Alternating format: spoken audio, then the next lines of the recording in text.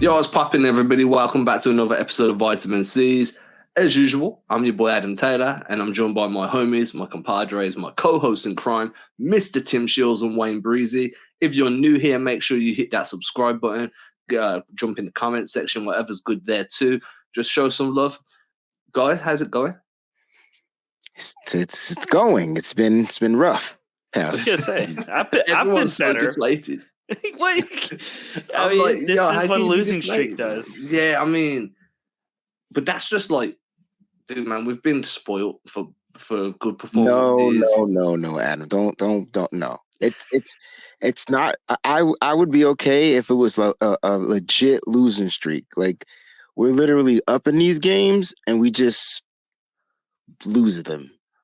I don't even know if we've gotten beat the past 3 games. I don't even know. Brooklyn whooped their ass.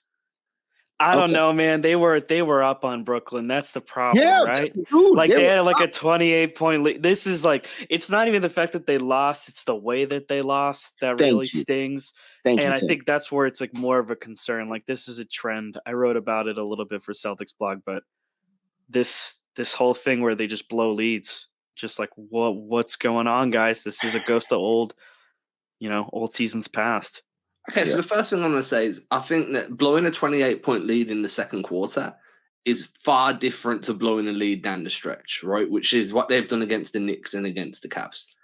So to me, the Nets came out and handed a whooping. Yeah, they took a minute to figure out how they wanted to play and, how they wanted to adjust their defense to counter what Boston was doing.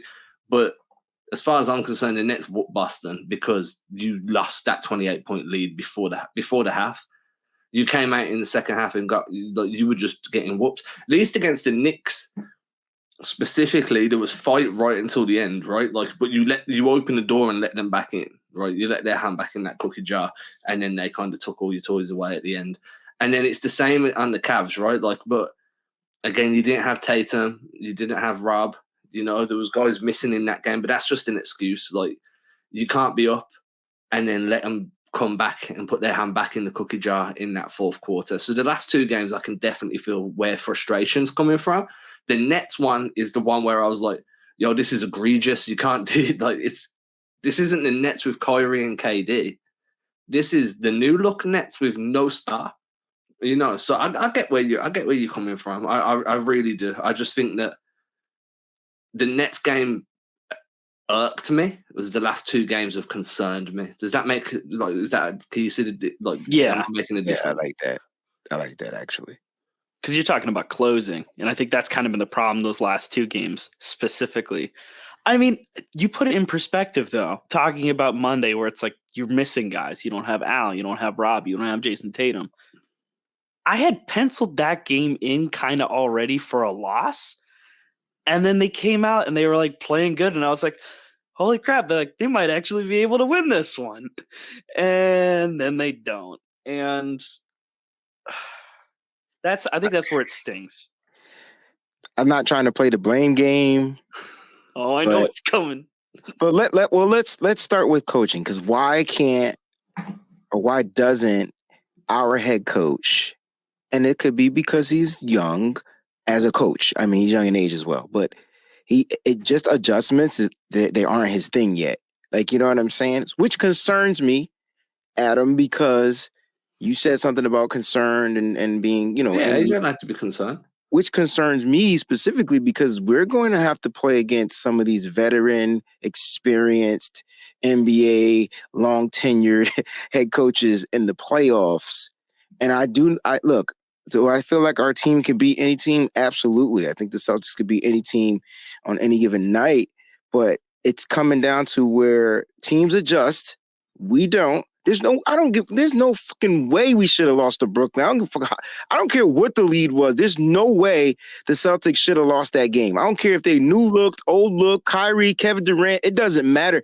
They should not have lost. It's like they got lazy. They forgot how to play basketball. They were going back to the old ways, and they lost the game. They got 10-year words. They got their butts whipped. Cool. The last 2 games, I just don't get it. Like, it doesn't make any sense. And we struggle like against two positions. At least when I watch basketball, it's those athletic bigs and them quick ass fast point guards. For some reason, that's where we struggle. We can't figure it out. And as much as I love Marcus Smart and I love his defense, the kid can't defend all five positions at the same time. Somebody's got to step up in that realm. So the Celtics are falling short due to the fact that they're not always healthy. They don't have the same players on the court. Brogdon not playing in the Knicks game probably was a huge piece. And then Jason Tatum not playing in this game was a huge piece. So like you said, you can't say that those are just excuses. We were beating them and we should have won. And Grant Williams has to hit the motherfucking free throws just like everybody else. And don't freaking tell Donovan Mitchell you're going to hit both of them and miss both, bro. Like, that's a problem. I mean, I'm not going to argue they do struggle against the athletic bigs. They struggle against guys that can explode. I think boxing out, like the Celtics are among, I did have the stat with me, but I know they're among the top teams in box outs this season. But what they're doing recently is they're getting lazy, right? They're not making physical connections on those box outs. So they're going into a box out stance, but guys are just kind of like circling around them because there's no connection. So you can't feel them moving. And then you have guys like you made a point of this after the Knicks last week, where you were saying, like, Mitchell Robinson just kind of dominated. And I'll give the Celtics credit. They did kind of nullify Jarrett Allen on Monday night. He wasn't really a big factor. But then Evan Mobley got cooking, and you was allowing Evan Mobley to do things like cut and then get the ball kind of flow into a post-up, then spin off you for a hook shot or whatever. And there's definitely a big issue with that big rotation. I just don't think... First of all, it's unfair to say that there's Monday's rotation was an issue because, let's be fair, you were playing your third and fourth string big. But overall, I'm not sure that Mazzulla's got his rotations down. I think offensively, they've gone away from what they were doing well. So if you look at what they were doing at the start of the season, it was very much run an action, dribble, penetrate, kick out, and then swing the rock, right? Because the defense is scrambling at this point.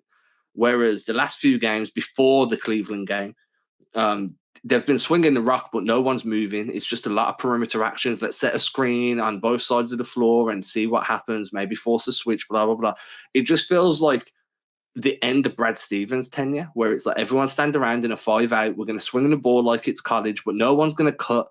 And then we're going to jack up a three once we create a little bit of separation on a defender. And it just doesn't work. You don't create rhythm that way. But I do agree. I think point guards as well, fast point guards, fast guards, two guards as well. If you're two guards fast, like Donovan Mitchell, he's going to cook you as well. I think their perimeter defense hasn't been great this year. Marcus Smart, to me, has kind of regressed a little bit as a perimeter defender. He's still doing fantastic things defensively, but to the level where he was last year to where he is this year in terms of level, I think there's been a bit of a regression there too. Overall, I'm just not sold. And this is like the worst way, right, for Joe Mazzulla to start his official head coaching tenure. He's 2-4 since getting that job, if I'm correct. I think they won against the Pacers, and then they won the other night. Who did they win against? Now my mind's going blank. They won against the Sixers, but then they lost against the Knicks twice. They lost against the Nets, and now they've lost against the Cavs. And it's been some of the most stagnant basketball that we've seen on both sides of the floor. Now, against the Cavs, they did kind of figure out their offense a little bit. I wrote about that today. But yeah, man, I can feel you. I definitely think that containing bigs and speedy guards is going to be an issue. And I'll get onto the coaching part in a moment because I do agree with you. Tim, I want your thoughts though. Well, in the physicality, I talked about this with Wayne a little bit, but in terms of how the Celtics have approached these games, these are physical teams they're going against right now. And the Knicks aren't a team that you can scoff at anymore. Like, they're going to come in and they're going to punch you in the mouth every game, every possession. And they've done it. I mean, the Celtics now have played in 11 overtime games. They are 4-7. There was one team that's played close to that. That's the Knicks. They've played in 10 overtime games. They're 4-6 in those games. However, the Celtics have played 5 of their overtime games against the Cavs and the Knicks, and they are 0-5 in those games. Those are teams that you're going to face come playoff time. Like, there's a really good chance that you face one, if not potentially both of those teams, depending on how seeding kind of rolls itself out. Like, those are two teams that you have to consider looking at down the line. And in terms of the offense, I think there's been a really big focus on three-point shooting. It's been a point of criticism. For Missoula, it's been a point of focus. And I think what you were saying before, talking about where these threes are coming from, how they're starting off of actions, they're trying to create space before. Now I think that they're settling for threes, and they're not good threes. Like the looks themselves aren't bad, but you could find a better look by getting some more motions in there, getting more actions, penetrating, trying to create more space. And you saw the offense get a little bit better during that Cavs game, and I think that was some of the better ball movement we've seen from the team in a while. And it's frustrating to see them fall back into these ruts, right? Because this is so similar to December of 2021. And that's kind of where I feel like they're sinking down and they're regressing back to those last year's struggles. But it's in reverse because the Celtics struggled at the beginning of last season. And then, end of December going into January, they started to figure it out and they went on an unreal tear. Now you're looking at a situation where you start off March stumbling around trying to figure out what's going wrong with the team. Why can't we maintain a lead? Why is our offense dying? Why are our threes not falling? So on and so forth. And now Joe Mazzulla is tasked with trying to figure this out. And I think in terms of my concern level, I'm probably a 5 or a 6. I think that they can figure it out. It's just I want them to try and put together some decent games here because these losses are voidable. That's, I think, the worst part. Yeah, I think it's definitely partly like execution. I think more so being like staying locked in, right? I think that this team kind of gets up, like they build this lead and then they get really lackadaisical. There's no killer instinct there. Like, hey, we're going to keep playing this way. Like, I remember when I was playing sports, and even now when I do whatever, like, martial arts or whatever, I'm always told, like, yo, it doesn't matter how badly you're beating someone or getting beat. The biggest compliment they can pay you is if they don't take the foot off the gas. Because that means they take you seriously, they respect you as a team, as a competitor, whatever you want to put it as, right? And when you watch the Celtics, what seems to be happening at the moment is they're building these leads and then taking their foot off the gas. Have they bought into their own hype a little bit? Are they feeling themselves? Like, do they think they can just dig themselves out of holes? Like I said, with the actions, what I'm saying there is, like, it's a lot of stagger screens. It's a lot of flare screens. It's a lot of wide pin downs. Everything's happening on the perimeter. There's very little going on where you run that stagger screen and someone curls into the paint and actually gets the ball on that curl and forces a defensive rotation. And that kind of brings us back to Wayne's point, though, right? Where you're talking about Joe Mazzulla not making adjustments, and you go into the playoffs and you have to face the Heat or the Bucks or even the Sixers to a lesser degree. And I've spoke about why I don't think Doc is one of the more elite coaches in the league. I just don't see it.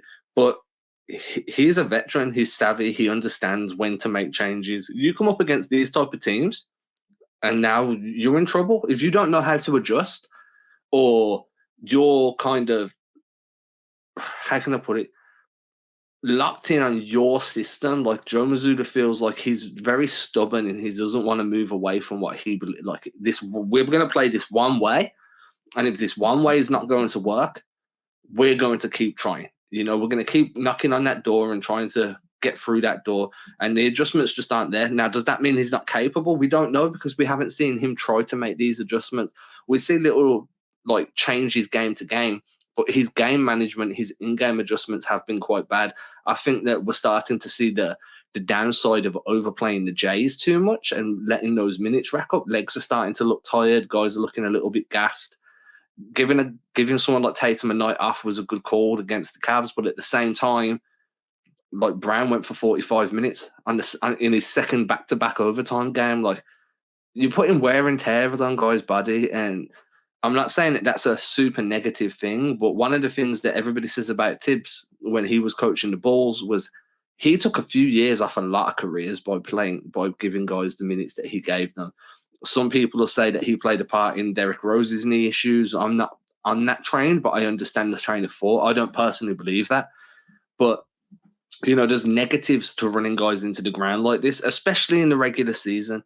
Like, now it feels like that first seed is kind of slowly falling out of reach. Milwaukee are on a tear. Okay, cool. You've got a few game cushion over third. Let's stay in second. Even if you drop to third, it's not the end of the world. Start giving guys a little bit of rest and start trying to make some adjustments in game just to see what works. This is why I've always been a big fan of experimenting for the first 20, 25 games of the season. People used to kill Brad Stevens for that. Ime Udoka experimented for that time as well, roughly. Joe Mazzulla came in with a set lineup and it hasn't changed all year. So he doesn't have that kind of data that he can go back to and be like, well, this lineup works, this lineup meshes well. It's just not there. Yeah, you're right. I would say we were on a winning tear at the beginning of the season, so if it ain't broke, don't fix it. And I think that's kind of like what it was. We were winning, and that's why we are where we are. But that's fair. And you're right. There's no data to sit there and say, well, let me try this, let me try that. I think my issue though is like, dude, you have these guys on the bench that are fresh. I don't care if they're 95 years old. Like Blake Griffin will give you some energy. I was really upset in the Knicks game, the second Knicks loss, when we didn't use Pritchard. Like, why not? Like, he can keep up. He can probably keep up with Quickly and just not allow Quickly to quickly get to the basket. Maybe slow him down a little bit, because every time they switched, it was Quickly on Grant and it was a basket. It was just a basket. Didn't he have 40 points? I'm sorry, I'm still mad and teetering over that. But why does Quickly have 40 points? That's not Brunson. And Brunson shouldn't even have 40 points against the Celtics. I feel like the Celtics defense has took a downward trend over the past. I would say last year they were great. This year they're just down. And I just don't think at some point they're going to have to get back to the defensive minded, creating turnovers and getting good baskets in transition. That's what we did. That's kind of like how we played yesterday. I mean, in that game, and we were able to get that crazy lead. It's just that we started turning the ball over. We had a couple of erratic passes. Like, it wasn't all lazy. It was just weird stuff. Like, we were experimenting and taking bad shots. Like Tim said earlier, why are we taking this three when you could get a better three? Why this one? And so it was like, Jaylen Brown, I love you, but why do you shoot some of the threes you shoot? And then why don't you shoot the threes that you should shoot? It's so weird how we're playing basketball. And maybe we're just doing what you said. Maybe we're experimenting. Maybe we're trying to figure things out. If anybody was to go down and we had to run with that lineup, we were cooking when Malcolm Brogdon was in there. The bench was outscoring their whole damn team. And then all of a sudden, it just went away. And it was just like, I know the bench isn't tired, but Malcolm Brogdon couldn't hit a shot toward the end. It was just weird. So why not utilize some of these other guys? Even if they don't score, they're fresh energy and possibly could provide a spark. And I'm hoping we start to see that on this 2-week road trip, so that you can give your guys some rest. You can give Tatum a few minutes off a game, or you can give Jaylen Brown a few minutes, because these guys are going hard in the paint, like 48 minutes if they could and if they had to. But you double overtime. These guys are running out of gas, bro. And I'm not upset with Grant Williams, but dang, if he just hits one free throw, we win the game. Like, and if ifs were fifths, we'd all be drunk. I get it. but dang, you gotta be locked in. You said it. You gotta be locked in. And we weren't locked in. And maybe this road trip, guys, this is the cool part. Maybe this road trip will allow us to come together, band of brothers. Hey, we're going on a 2-week road trip. We got 6 games or whatever we got to play. Let's lock in. And guess what? We end our road trip, I believe, in Utah against Danny Ainge. So let's lock in and let's put this together. And I tell you what, if they have a great road trip, then I will no longer be worried. And I'm not saying just having a great road trip, they got to win all their games. I'm just talking about the way that they play. I want to see their energy. I want to see the non-laziness basketball. I want to see less mental mistakes. Why are we still making the same mistakes? I know we're not insane, so we should be making less mental mistakes going forward. And maybe this is the road trip. Maybe this trip coming up will do that.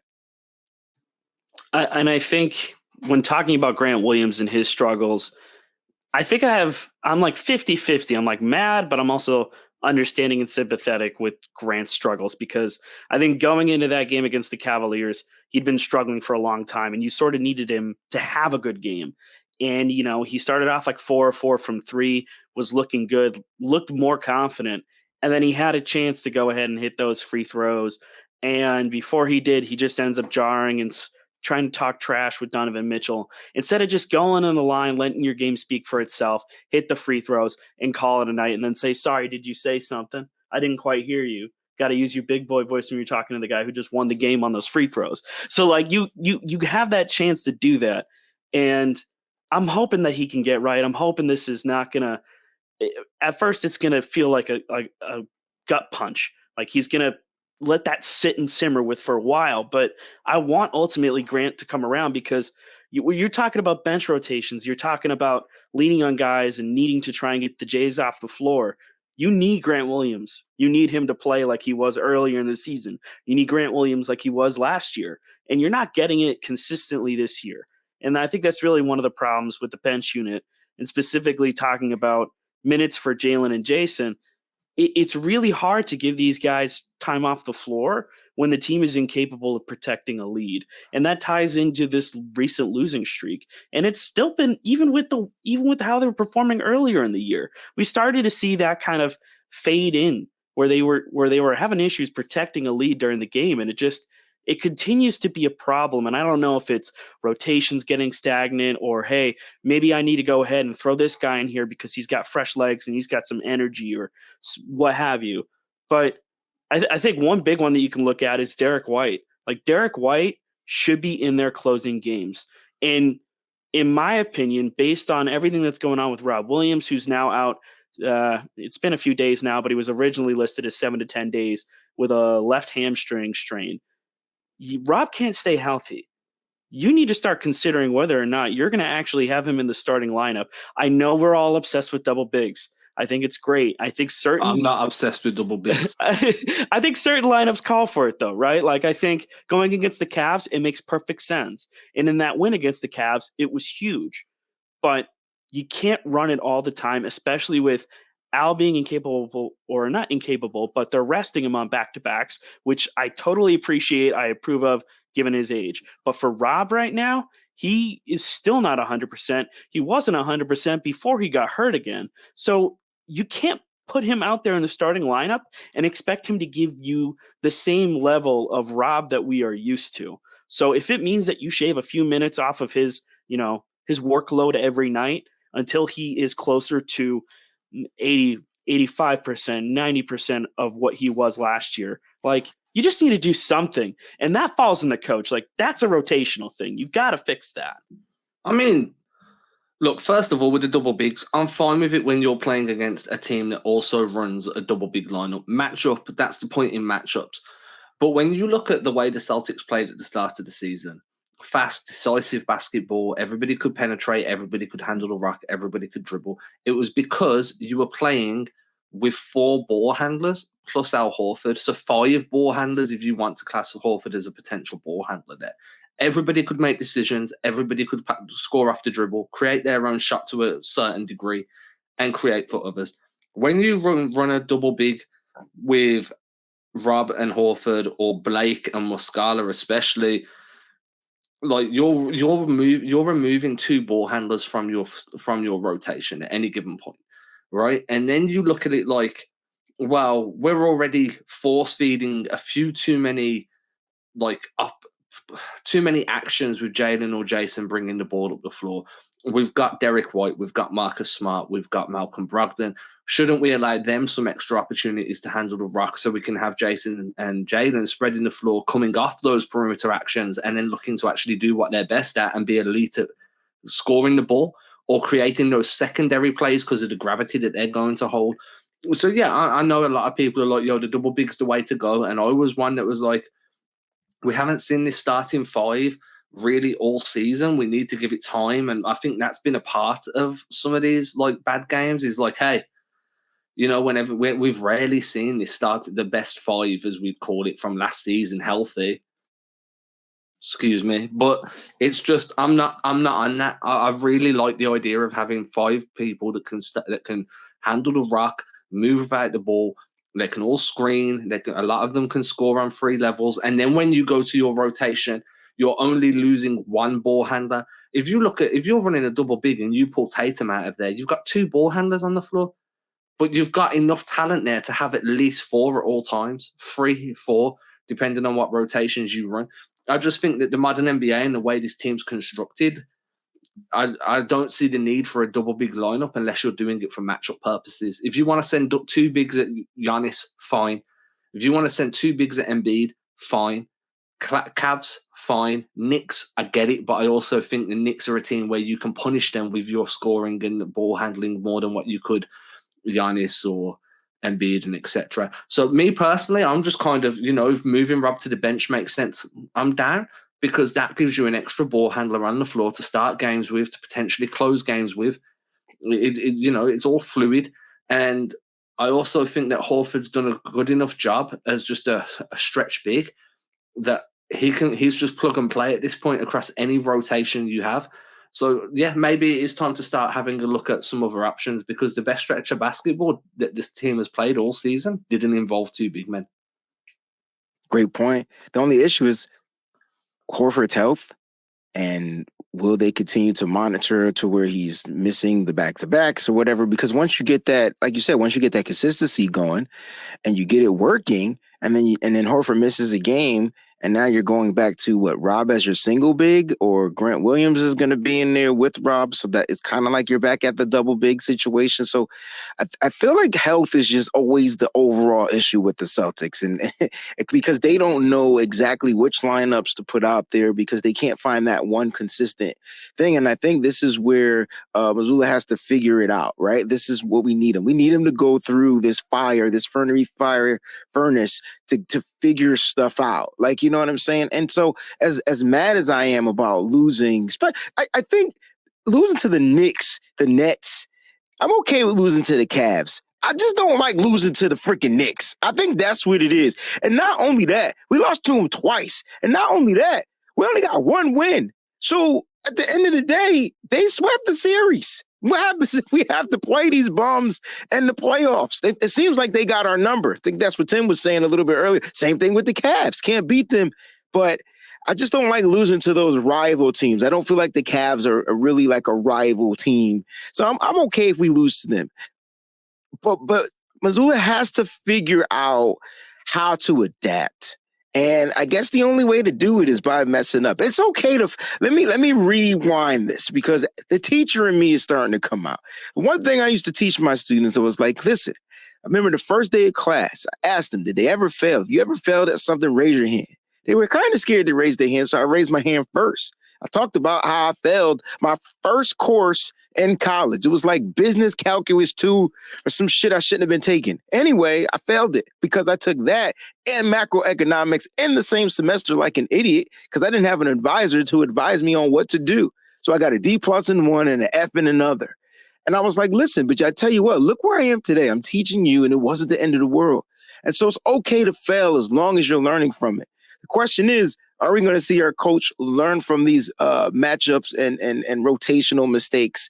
Can he learn from it? And that's what we need to see, like quick, because the playoffs are coming and it's coming quick. And in the playoffs, yeah, you're going to shrink your roster, your rotation down just a little bit. But we need all the pieces we can get because I tell you what, you keep Brogdon healthy, that's a plus. That's a bonus, right? Best 6-man in the league. Probably can start on other teams, but I'm glad he's starting off of our bench. He's the guy that leads our bench, right? And so we got to figure this out when we're playing these other teams because we should not be losing to teams that are inferior. I just don't feel like that's what we should do. We should dominate. And if we stop being lazy, we stop taking our foot off the gas, and if we do see a mess up, we immediately figure it out. We call a timeout and we try something new. If it works, it works. I figured it out. If it doesn't work, let's try something new again. And I think that's what we need to see from our coach, from a coaching perspective and the players' perspective. They need to just go out there and execute, like you said. I'm sorry I'm ranting, but it's just ridiculous, though. Like, we should not have lost these last 3. Seriously. I mean, I think that's fair. I think there's reason to be upset. I just now at this point, it's more so how do they move forward from here and what changes can you implement I know that Rob is going to be out for next game. I just saw an alert about it. So take that for what you will. They will be without Robert Williams again, just about as expected at this point. And I feel like now we're at a point where they just need to get back to doing the basics. And I think Wayne probably mentioned it, but Adam, I think you did too, but talking about boxing out, like that was something that Joe actually said he was pissed about. Like late in the game, he was like, you guys weren't boxing out. Like it actually legitimately pissed me off. And I actually take solace in the fact that he gets mad now. Like you should be angry. These are games that you had a chance to win if you play the right way. I think it was Ime Udoka who said this last year, but you play the game the right way and the game will reward you. And I feel like that's what the Celtics kind of gotten away from. Like, though you take care of the little things, the big things take care of themselves. So when you box out, when you fight for rebounds, the second chance buckets are killing them right now. I think the Knicks thrived on it big time against them. And I think that's really where it is. Like that physicality really comes in on the boards, especially on the offensive glass. And so it's really, really hurting them on that end. And it's like you defended a possession great. And then you just go ahead and you miss the rebound because you guys were not hustling for it. And now the other team's got the rebound. They get another chance. Oh, look, there's a bucket. And it's frustrating to see it happen again and again and not see that kind of adjustment. Though, right? Like that, Yeah. They give up that offensive board and then their heads drop a little bit. And that used to really piss him off last season. You'd hear him in press conferences all the time, just be like, yo, we got to make sure our heads don't drop. We need to just look forward to the next possession. And then you see it happen this year and you're like, it's happening again. Like I hate the narrative of, oh, this team's soft, this team's not mentally tough. Like, forget all that crap. I don't subscribe to none of that.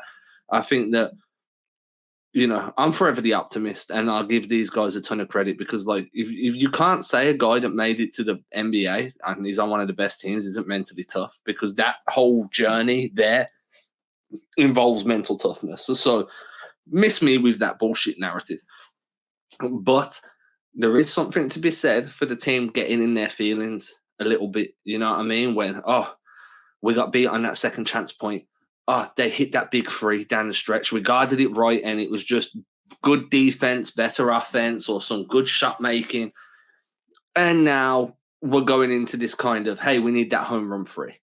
Hey, we need just a simple drag screen. I'm going to drive it into the teeth, try and draw a foul, but I'm going to do it recklessly, lose the ball, or throw up some bullshit shot and not get the contact that I'm looking for because I'm not being deliberate enough with what I'm trying to do.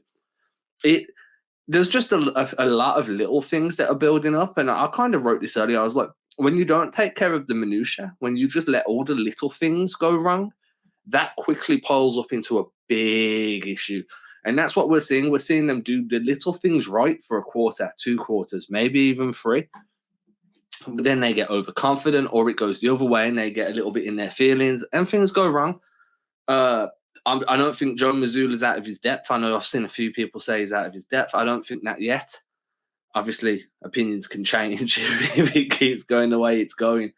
But for me, it's just about figuring out your rotations, getting guys healthy, and committing to doing what you did at the start of the year, man. Get those paint touches, get those drives, increase your amount of drives per game, run some actions to get scorers down on the block. Wedge screens, cross screens, run some flex action. I don't care what it is that you run. Just run some shit that's going to get people creating off the post. I'm not saying score off the post. I'm not saying play 80s basketball, but you can't run DHOs on the post. You can't. I mean, there was against the Knicks, they went with an Ime Udoka set, which was called an Iverson curl. So you have a guy you have 2 screeners, one on each elbow, and then you have a guy cut from one wing to another. That's an Iverson cut. So obviously the curl is they come off that second screener and they curl round, and it's for an alley-oop play. And I think it was Jaylen Brown that curled off that Iverson. So Iverson cut, it curled, and then he slowed down so that the lob pass just wasn't there anymore because he took his foot off the gas, because he's probably not expecting someone to be throwing a lob from the perimeter for a team that shoots a bazillion threes a game and about 4 interior shots a year. It's just not – no wonder he slowed down. He's not expecting the ball to come in there. So I think running some more stuff on the interior, even if it's just creation side of stuff, just DHOs, maybe you just run a nice little give and go with the elbow, passing to the elbow, sprint, I get it back, whatever it may be. just like diversify, man, because right now you're so predictable. The amount of Spain pick and rolls this team runs is sickening. Like I'm literally bored of seeing them. I'm like, there's a Spain. I think I could tally about 12 to 15 Spain pick and rolls a game. And I'm just like, man, I've had enough. Like, if I'm bored of seeing them, defenses must have guarding that damn pat. They know it's coming. Like, I can see it coming from the minute the guys start to. You'll see a screener come up to the top, and then you'll see a shooter just start to ghost his way in towards the key, and then boom, Spain pick and roll. And it's like defenses know it's coming now, and you're getting good looks because it's hard to guard, but they're not the gimmies that they were earlier in the year when you were doing it sporadically and catching teams off guard with it. Yeah, teams are getting used to it, used to the way that they're playing. They're getting got used the playbook down. So that's why I keep saying you got to try something new. And if it works, that's what's up. You can put it in the bag. But if it doesn't work, then you try something different. But at the end of the day, I'm not too concerned. Our team is great, especially when they're like together and healthy. Even if Rob has to be limited, and if we can get Al Horford in there, when he's in there, you're right. It's just a different mindset. It's more comfortable zone. Like everybody just feels comfortable when they rotating that ball. If he's sitting there waiting in the corner or at the top of the key, he gets the ball last in the rotation. He's wide open. They're comfortable with him taking certain shots. Like it's just a better feel. He is another ball handler. So we'll just have to see how they treat this West trip. No back-to-back games, right? On the West trip. On the road trip, I'm sorry. I had it up a second ago. I don't remember seeing back-to-backs, but I could be wrong. I'm usually wrong, so it's okay. I'm not too sure. I haven't looked, to be honest. And the back-to-backs to me are fine. Like, you got to get through them. Every team has to get through them. Well, I was just saying that because isn't that how Horford's schedule is kind of like set up? Yeah, he doesn't play the second game in the back-to-back. I don't think there's – there might be. I see his number going So up. they've got not for this road trip, but I was going to say for the rest of the season. After we've got 2 more back-to-backs in March. They're going to play Portland on St. Patrick's Day at 10 o'clock. Then they play Utah the Saturday after at 9 o'clock. This is Eastern time. And then you've got a matchup against Milwaukee on the 30th. And then you've got Utah the day after. Okay. And that's a 7:30 tip-off. And then you've got one more in your final 4 games. You've got one more back-to-back. You've got Philly on April 4th, and then you've got Toronto the day after. The Philly one is is on the road, and then Toronto is going to be home. So, and they'll close out those last 3 games. We'll be at home at TD Garden. Yeah. So, I mean, the only thing I'm going to end it on this. I'll get your thoughts. I'll let you say whatever you need to end the show. All I'm going to say is, and I joked about this on a different podcast I was on. I think it was yesterday. But I will classify this road trip as a win if we don't get reports of a players-only meeting. That's when I will. As long as we don't get as long as we don't get told it's a players-only meeting happened on the bus or on the plane or in the locker room. As long as we don't get any of that shit this late in the season when everybody should be locked in and ramping up, then I'm fine. Like, I don't care about the results at that point.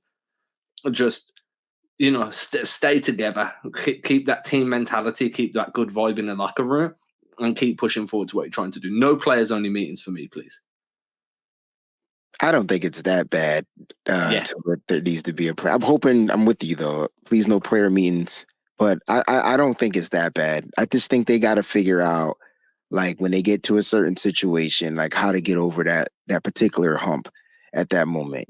Just watching players kind of like stay stagnant, watching Jaylen Brown like hold the ball, knowing that the ball needs to get to Tatum so he could get the last shot or create the last shot. And it was just weird. It was like really mental farts. That's what I watched the past couple of nights. Tim, you got anything you want to end it with?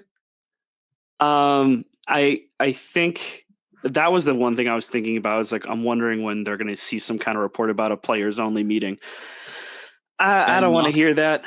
I don't think it's a matter of player. No, I haven't actually heard anything, but that was my thought, was like, once we hear that okay, we're in a bad spot. I don't think there needs to be one. I think it's just collectively like figure it out on the floor. Like, I don't think this is something where it's like we have to, have this whole separate meeting about things. It's just just get it together. Like, we've seen you guys play well, even during this rough patch. Like, you had leads in these games. That's where it gets upsetting that you blew them. Like, just figure out what you're doing wrong and just fix the little things. The big things will take care of themselves. Okay, and with that, y'all, we'll let everybody go. We'll be back later in the week. Back on Friday. I had to work my days out in my head then. So we'll be back on Friday, everybody. Until then, stay happy. The Celtics are going to play the Trailblazers tomorrow or today by the time you're listening to this or watching this, depending on if you're on podcast or YouTube. As I said at the top of the show, please hit that subscribe button. Help us grow. Wayne, Tim, always a pleasure, my guys. Thank you all very much. Everyone, have a good day. Cheers.